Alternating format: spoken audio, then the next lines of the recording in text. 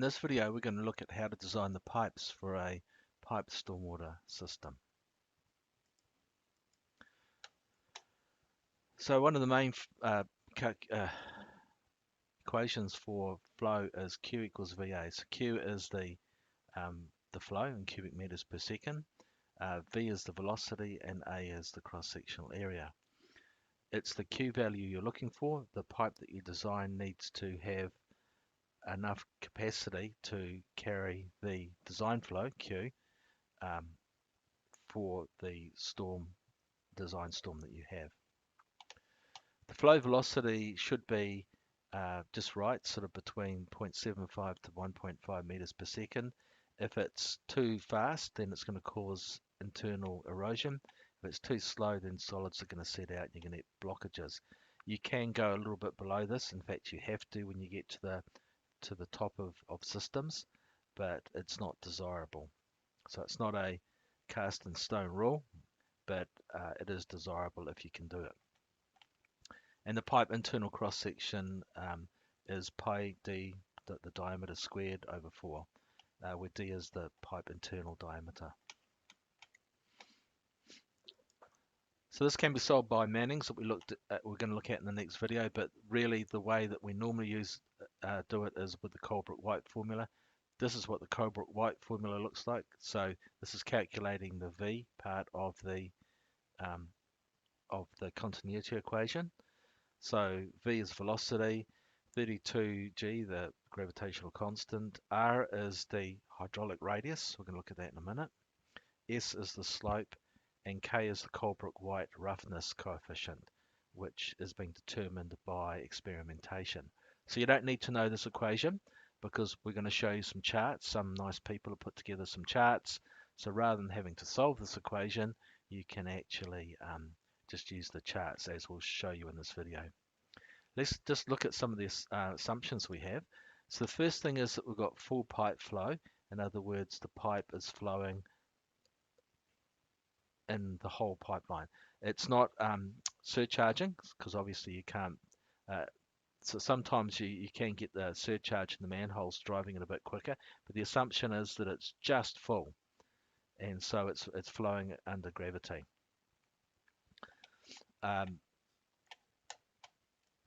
Looking at the hydraulic radius is the area, the cross-sectional area of the flow, not the pipe, the flow, over P. Now with a just full pipe, then you end up with the A, which is the internal diameter of the pipe, times pi over 4, which is A, and P is the pi times D. And so you end up with D over 4. So R is pretty constant when you've got a full flow. These situations here, this one here you'd use Manning's formula for, and there is a way of correcting the calculations we're about to do to allow for part flow. But we're not going to be looking at that in this course, but it is quite an easy process. So this is the situation we're looking at for the Colebrook-White. The roughness measures the surface roughness of the pipe. So as the water flows through the pipe, there's going to be interference between the water and the pipe. There'll be little eddies and turbulence sort of set up. A smoother pipe is going to cause less resistance to flow. So that's why PVC has a lower Colebrook-White of 0.3 to 1.5. PE has the same, so these are the plastic pipes, very smooth inside.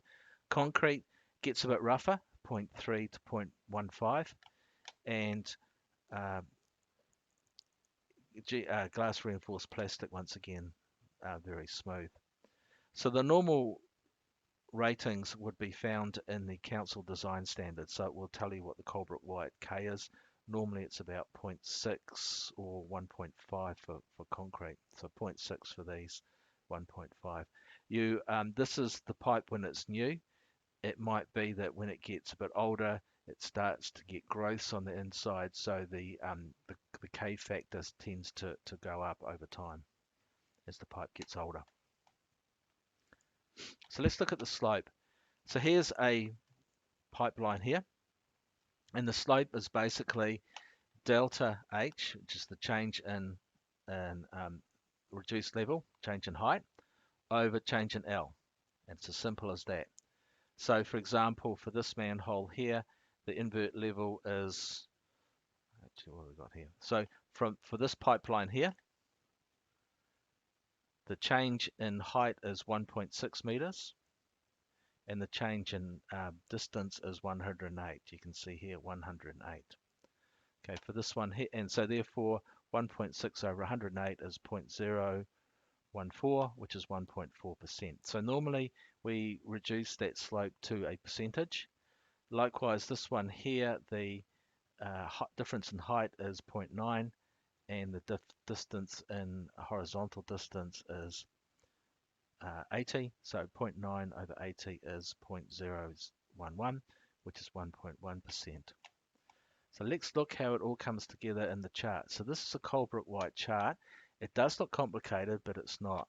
So it's got 4 parameters here. The hydraulic gradient, which is the slope, and that is in percent. So we looked at that just in the previous slide.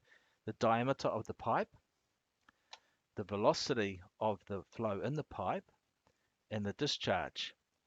So obviously the discharge is Q equals VA. So there's a linear relationship between the velocity and the discharge.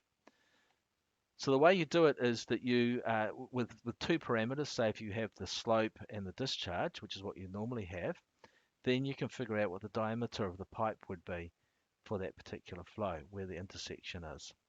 Likewise, if you have a minimum velocity, or a preferred velocity, you can actually move along a discharge line to find the pipe size that will give you the correct velocities. So, and there are a group of charts, it's not just one, and so you're looking for this K value, K equals 0.6, which is what you would use for a concrete pipe. So let's just look at this in an example of this. So we've got a 200 millimeter ID gravity pipeline with K equals 0.6, so there's the 0.6 there, so that's good. So given D equals 200 millimeters, and given that the hydraulic gradient, or the slope, is 10, upstream 10, downstream 9.1, and it's 90 meters long, so we end up with 1%, and we go down the 1%, and we end up there. So now we've got those two, we can actually figure out the other 2 parameters.